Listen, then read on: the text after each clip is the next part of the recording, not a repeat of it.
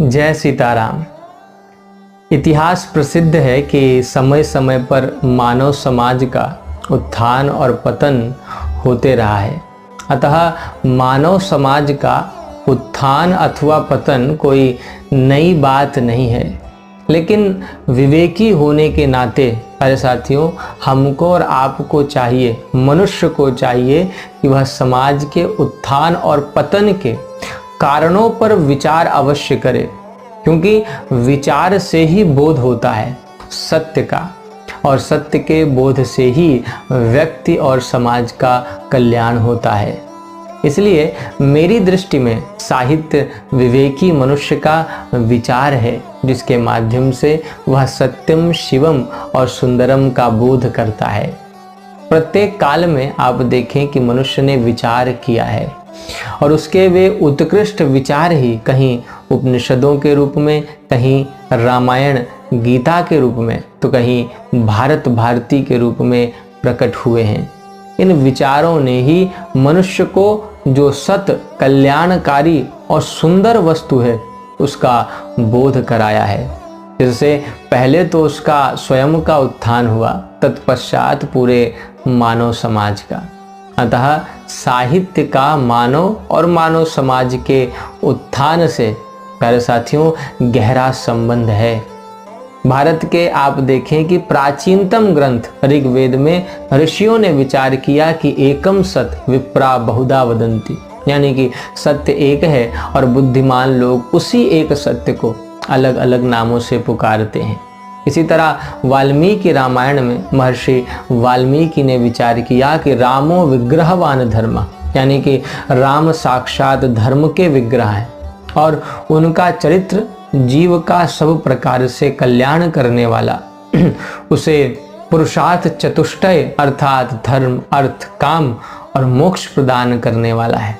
धर्मार्थ काम मोक्षाणाम हेतु भूतम महाफलम। अतः आप देखें कि सत और कल्याणकारी तत्व का विचार ही सर्वत्र जो है आर्ष साहित्य में देखने को मिलता है, क्योंकि ऋषियों की दृष्टि में जो सत और कल्याणकारी है वही वस्तुतः सुंदर हो सकता है, और उसी के द्वारा सभी का कल्याण या उत्थान सुनिश्चित हो सकता है। पहले साथियों, भारतीय ऋषियों ने विचार द्वारा जिस सत और कल्याणकारी तत्व का बोध करके अपने भीतर सुंदरता की सृष्टि की, उसी की अभिव्यक्ति आप देखें कि साहित्य में हुई। इसलिए साहित्य वस्तुतः सत्यम शिवम सुंदरम की ही अभिव्यक्ति है, जिसका मानव के अंतर से, हमारे और आपके भीतर से गहरा संबंध है। साहित्य हमेशा से ही मानव का पथ प्रदर्शक रहा है। उसके आलोक में ही मानव ने सत्य का दर्शन किया है, अखंड एक रस आनंद का अनुभव किया है। वह आनंद जो मैथिली शरण गुप्त के शब्दों में अखंड आत्म भाव का मूल कारण है। सब में एक ही आत्म तत्व का दर्शन करना, उन्हें आत्म स्वरूप या ईश्वर स्वरूप जानना, उनसे किसी भी प्रकार का कोई द्वेष ना करना ही वस्तुतः अखंड आत्म भाव है। इसलिए आप देखें कि उपनिषदों ने कहा कि ईशावास्य मिदम सर्वम, यानी कि जगत में जो कुछ स्थावर जंगम संसार है वह सब ईश्वर के द्वारा आच्छादनीय है, अर्थात उसे भगवत स्वरूप ही अनुभव करना चाहिए। सब में प्रभु हैं। इसी तरह भगवत गीता ने भी कहा कि वासुदेवः सर्वम, यानी ऐसा अनुभव करना कि सब कुछ प्रभु ही है, सब में प्रभु ही है। तो इसी तरह आप देखें कि रामचरितमानस का भी वचन है कि जड़ चेतन जग जीव जत सकल राममय जानी, बंदऊं सबके पद कमल सदा जोर जुग पान, यानी कि जगत में जितने जड़ और चेतन जीव हैं सबको राममय जानकर मैं उन सबके चरण कमलों की सदा दोनों हाथ जोड़कर वंदना करता हूँ। इस तरह आप देखें कि साहित्य ने व्यक्ति को अखंड आत्म भाव से भरकर एक दूसरे से जोड़ने का महती काम किया है। बाहरी भेदों से मनुष्य की दृष्टि को हटाकर भीतर की ओर उन्मुख किया है, जहाँ सभी वस्तुतः एक ही हैं। किसी में किसी भी प्रकार की ना तो कोई कमी है और ना ही कोई किसी से छोटा अथवा बड़ा ही है, क्योंकि छोटा बड़ा अच्छा बुरा ये सब बाहरी बातें हैं, वास्तव में तो सब एक ही ईश्वर के अंश हैं। ईश्वर अंश जीव अविनाशी, चेतन अमल सहज सुख राशि।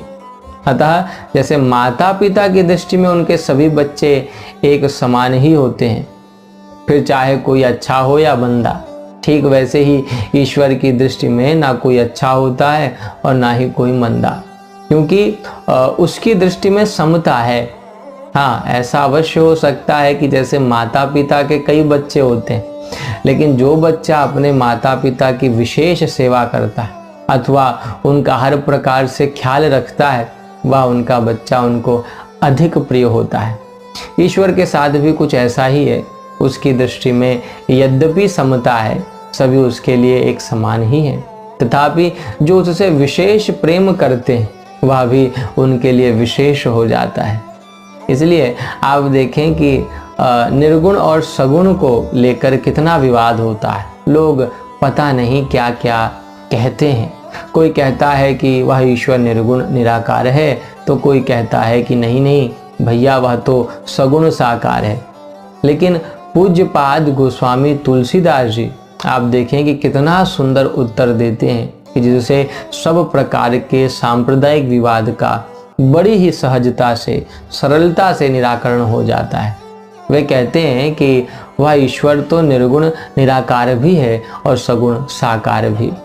निर्गुण निराकार ईश्वर का वर्णन करते हुए वे लिखते हैं कि बिनु पद चलई सुनई बिनु काना, कर बिनु करम करई विधि नाना, आनन रहित सकल रस भोगी, अब बिनु बानी बकता बड़ जोगी। अर्थात वह ब्रह्म बिना ही पैर के चलता है, बिना ही कान के सुनता है, बिना ही हाथ के नाना प्रकार के कर्म करता है, काम करता है, बिना मुंह यानी जिह्वा के ही सारे रसों का आनंद लेता है और बिना ही वाणी के बहुत योग्य वक्ता है। तन बिनु परस नयन बिनु देखा, ग्रही घ्राण बिनु बास अशेषा, असी सब भांति अलौकिक करनी, महिमा जासु जाई नहीं बरनी। अर्थात वह बिना ही शरीर त्वचा के स्पर्श करता है, बिना ही आंखों के देखता है और बिना ही नाक के सब गंधों को ग्रहण करता है, सूंघता है। उस ब्रह्म की करनी गोस्वामी जी कहते हैं सब प्रकार से ऐसी अलौकिक है कि जिसकी महिमा का कुछ वर्णन नहीं किया जा सकता। फिर आगे गोस्वामी जी कहते हैं कि जेहि एमि गावहि वेद बुध, जिसका वेद और पंडित इस प्रकार से वर्णन करते हैं, सोई दशरथ सुत भगत हित कौशल पति भगवान। वही दशरथ सुत भक्तों के हितकारी अयोध्या के स्वामी रामचंद्र हैं। अब किसी ने गोस्वामी जी से प्रश्न किया कि जो गुण रहित सगुण सोई कैसे, अर्थात जो निर्गुण है वही सगुण कैसे है। तो उन्होंने उत्तर देते हुए कहा कि जलु हिम उपल बिलग नहीं जैसे, अर्थात जैसे जल और ओले में भेद नहीं है, दोनों जल ही हैं, ऐसे ही निर्गुण और सगुण वस्तुतः एक ही हैं। इस तरह आप देखें कि गोस्वामी जी ने कितना सुंदर समाधान प्रस्तुत किया। उनकी दृष्टि में तो ईश्वर निर्गुण निराकार ही है, किंतु वह भक्तों का विशेष प्रेम ही है, जिसके कारण वह निर्गुण तत्व भी सगुण हो उठता है। और इसीलिए गोस्वामी जी कहते हैं कि जिनके रही भावना जैसी, प्रभु मूर्ति तिन्ह देखी तैसी, अर्थात जिसकी जैसी भावना होती है उसका ईश्वर भी वैसा ही होता है। आप देखें कि वर्तमान युग का मानव एवं समाज आज उत्तरोत्तर दिग्मूढ़ होकर मूल्यहीनता के गंभीर गर्त में गिरता जा रहा है। स्वार्थ का दानव आज अपना विकराल मुंह फैलाए मनुष्य की सुख शांति को निगलता जा रहा है। हम पश्चिमी देशों की भौतिक उन्नति समृद्धि की चकाचौंध से ऐसे प्रभावित हो गए हैं आज कि आप देखें कि हम सब लोग जो भोगवादी संस्कृति है उसमें अपनी अनुरक्ति बढ़ा रहे हैं। फिर आज भूमंडलीकरण आप देख लीजिए, बाजारवाद देख लीजिए। आज भूमंडलीकरण और बाजारवाद ने जो है मनुष्य को केवल एक, हमको और आपको केवल एक वस्तु बनाकर रख दिया है। त्याग, समर्पण, परहित, प्रेम आदर्श एवं नैतिकता जैसे शब्द तो अब केवल शब्दकोश तक ही सीमित रह गए हैं।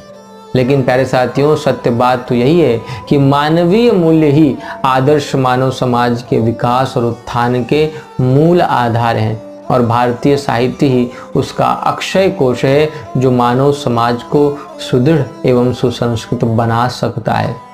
इसलिए प्यारे साथियों, आप सबसे अनुरोध है कि अपने साहित्य की ओर लौटें, क्योंकि जहाँ विश्व का साहित्य भौतिकता से प्रेरित है, वहीं हमारा अपना भारतीय साहित्य मानवता से प्रेरित है, सत्य के द्वारा प्रेरित है। प्यारे साथियों, आपसे फिर मुलाकात होगी अगले वीडियो में ऐसे ही किसी गंभीर विषय के साथ। तब तक के लिए जय सीताराम।